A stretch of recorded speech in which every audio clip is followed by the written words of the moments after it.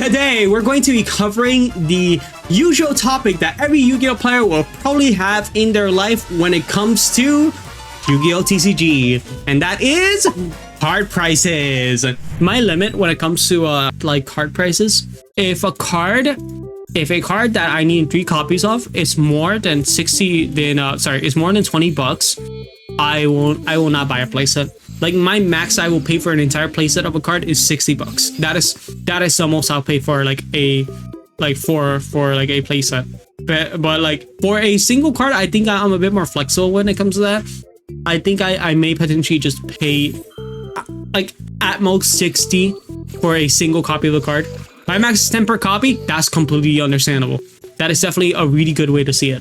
I'm even struggling to just like even think about buying something, or well, it's been like this for the longest time, but like, man, I can't, and I can't even use the cards that I've been using for the longest time, you know, all the pendulum stuff anymore, because they're not good anymore. They're just not good anymore. And he loved, but yeah, it's rough right now with the Yu-Gi-Oh TCG. But it's always so funny seeing like the amount of people comment that, oh man, you know, this card was $100. Like right now, a Molten Pearlia being $25 compared to 100, that's way better. It's like you shouldn't be complaining. It's like, yeah, no, I should still be complaining. It should not be that much either way. That is still too much for 1 copy of a card. I would have to spend $75 on 3 copies of a card, which at that point I could buy a game, dude. I could just buy a fucking video game. I could go to Steam, like purchase a game, and I'm done. That's all. Like realistically, that's all I need to do. It's so rough with how people like to see that. It's like, of course, it's like probably a difference between like how much money people are making, etc. But still, like, God, people are so dumb when it comes to these things. Like, oh, like dumb as in like, you know, they don't consider other people's like, you know, potential positions when it comes to this. Maybe some of us don't want to spend our entire, like, you know, most of our rent on a piece of cardboard. That, like, crazy thought. That's crazy, but you know, maybe we don't. I don't compete at the highest levels, and even if the pricing doesn't, the pricing wouldn't justify it. Yeah, the pricing would just not justify how much you have to pay, because besides the fact that you have to you know, potentially fly out.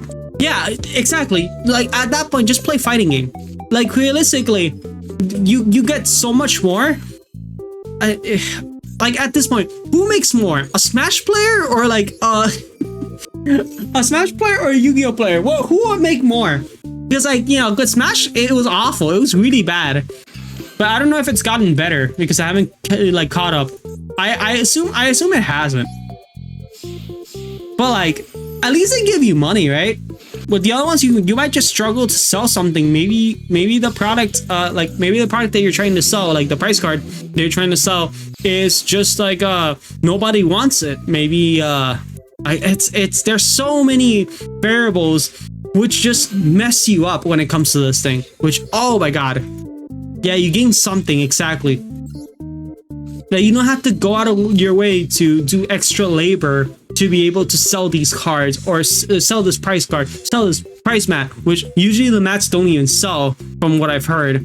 So yeah, it's awful. Oh, never mind, we got Kaiju. Oh, there it is. Oh, it's come among us. Oh no. It's very interesting the way that a lot of Yu-Gi-Oh players, TCG players specifically, like see this, the way they think about this specifically. But it's very interesting. I don't get it, honestly. That dark armed. Oh wow, they just gave me the game. They literally just gave me the game. That's wild. But I don't delve into it too much because I've never invested much in the game. I do still have decks and all this stuff that like I've gotten off of like pricing off of because usually the way I get product is by selling cards that I got from pricing, and then just buy cards using that, and then, you know, keep doing that loop, of course, until I get unlucky. Once I get unlucky, then at that point, you know, that's it. That's all the money. that is really all the money that you will have when it comes to that. And yeah, there's nothing left. Because you will get unlucky opening those prize packs, and once you do, you will have to keep spending more to be able to get your money back, quote unquote. But which, you know, at that point you're just gambling, which is not good. Let's go gambling! Aw, dang it. Aw, dang it. And even so, in this game, like, when it comes to gambling, you kind of, like, the gambling isn't that great. Because, like, you'll get to a point where you're gonna need a 3-up of a staple, and you're not gonna gamble well enough unless you pull, like, a Starlight for it to be, you know, worth it. We're in the same spot that we were with this set, where Yugiohtcg's Talents came out. Where you're like, oh, I want this card because it pretty much, you know, does a lot. Hey, speaking of, but yeah, back when like Yugiohtcg's Talents came out, this card was like a must-have. But the issue was that, you know, this card was $100 at the time, and you needed 2 copies of it. Sounds familiar? Mulcharmy Full Loss. Welcome back 2021. If a lot of players like me that were, you know, in for Yu-Gi-Oh for budget, we were very, you know, turned off by this, and we either, a bunch of us just did not play the game at the moment, or would try to you know, play as much as possible with cards that we know aren't that good. You know, when you're doing that, it feels awful. It just feels really bad, because you're clearly at a disadvantage because your opponent can afford this $100 pawn, or sorry, this $100 bishop, and you as a chess player, you cannot afford the bishop. So yeah, and you wanna afford the bishop, because the bishop's, you know, the bishop does a lot. I'm trying to bring a chess analogy here, because, you know, I play chess, you know, I move the pieces around. Do you have the new Rook engine? Nah, I couldn't afford it. Keep throwing money to them, and they continue doing the same thing. We don't really boycott them at all, which is kind of crazy, because like there are so many things we could have just boycotted them from, which is so crazy. Like, dude, the moment Full Loss was announced as a secret, like we could have been just like we could have just like told them, hey, we're just not gonna buy Rage of the Abyss. But no, we just kept on buying Rage of the Abyss. It's crazy. But yeah, it's so bad. And you know what makes me mad out of all the entire, like, this entire TCG topic that bothers me the most with Yu-Gi-Oh players? It's like, there are people who say that the OCG way of making sets with different like rarities for cards, it would not work here. I would like to show you the Rarity Collection.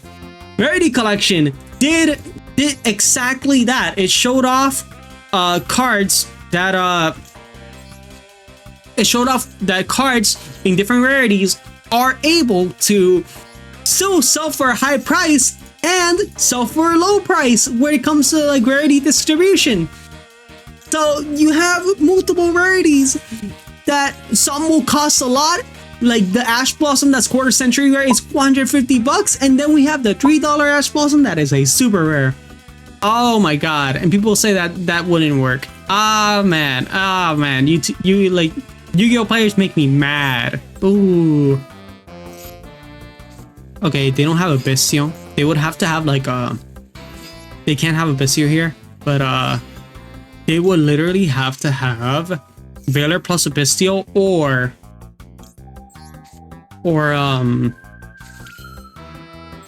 Battle Fader. What? What do you mean? What do you mean there was a Battle Fader? I got hit with Battle Fader?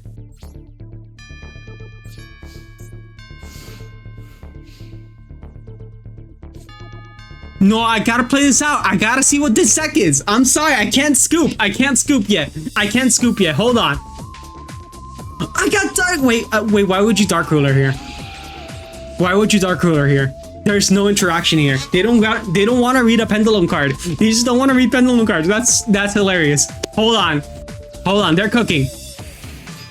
Normal summon Ferris. Oh, I'm playing against the best player of all time. Hold up. Did they not have another hero monster in hand? Well, I don't have hand traps. Pop off, literally. Oh, this base hero player combos. Let's continue talking about the OCG. The OCG when it comes to this. It's like we have Rarity Collection that already does it well, and people still don't think that that it will work well over here. Yeah, it does. It will work super well over here. So yeah, we're fine. So yeah, we're absolutely fine right now when it comes to like trying that strategy out for rarity distribution. But main sets continue to not change because people keep buying into them. So hey, if we can blame anyone when it comes to this, is Yu-Gi-Oh players. Yippee! And hey, for those who would think that I am buying a product either way, I can tell you now that I have not bought product ever since Age of Overlord. Pretty much the closest thing that I've had already, because I already had these cards pretty much. I just had to like sit down and build them, was the Melodious deck, which you know, these came out in Phantom Nightmare, right? If I'm not wrong. Oh no, they came out oh wait. Yeah, but okay, but these were okay, wait, hold on. I think it's a bit more. It's Legacy of Destruction. Then yeah, no, since Legacy of Destruction, I haven't bought product because this one was, I just bought the singles. I never bought into a single pack. I'm gonna attack 5 times. Oh! They activated Dark Ruler no more. So yeah. I'm not dead either way. Huh? Summon Warrior from your hand or deck? Is there a warrior that's a floodgate? I don't think so, right? Shadow Mist? That's hilarious. Because we can go for... No, we cannot go for an Nexus Code line. Yeah, I think we gotta dread in this. Gotta dread in them with this card. With Audax Rebellion. They didn't read it! They didn't read the card! They didn't read the card! I forgot they don't want to read! Get these out of here! Shoot! Yeah, select another one. Get out of here! Shoot!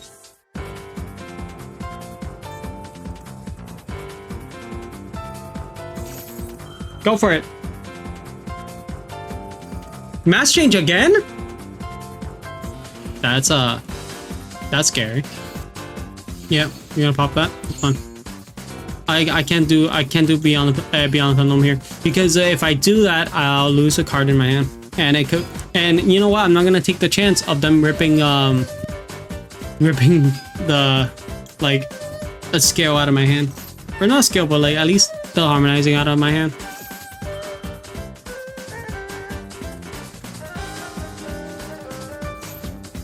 This player is special.